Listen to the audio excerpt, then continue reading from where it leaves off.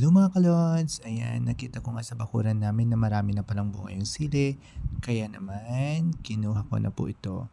Ayan, naisip ko po kasi masarap po itong gawing chili oil. Ayan, so gumamit pa ako ng gunting dyan para makuha ko po lahat. Ayan, sa pagkuha ko nga po may kumagat pa sa aking mga langgam. Ayan, so yung mga red lang po yung makinuha ko at iniwan ko po yung mga green, yung mga hindi pa po hinog para naman may magamit pa po tayo sa mga susunod. Actually, madami po yung mga bunga. Ayan. So, yan po.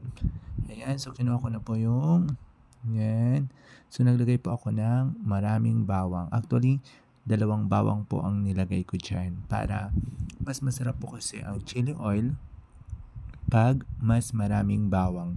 Ito kasi yung nagpapasarap sa chili oil. Yan yung lasap mo yung lasang bawang at yung tamang anghang lang.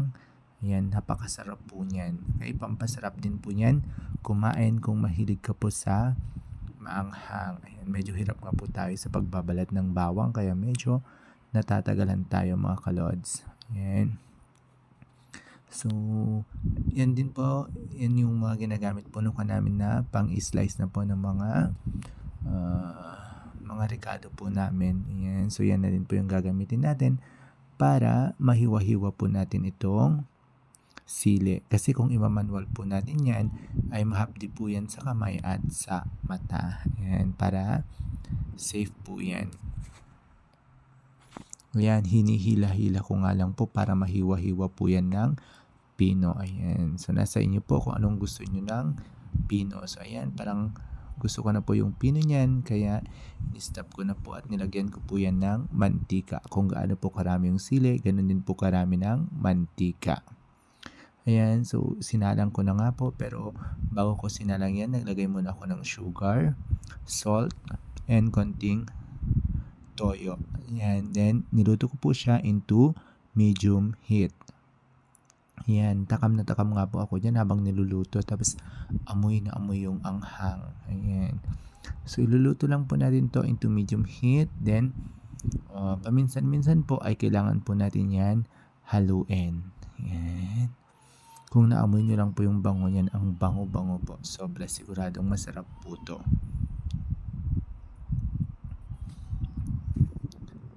Yan na nga mga kalods. So, medyo malapit na po tayong maluto. Mahilig din po ba kayo sa chili oil, di ba? Kaysa naman bumili tayo, gumawa na lang po tayo ng homemade.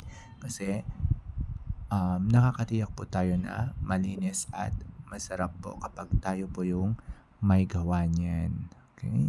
At, tama lang po yung panlasa natin. Siyempre, gawa po natin yan. Di ba?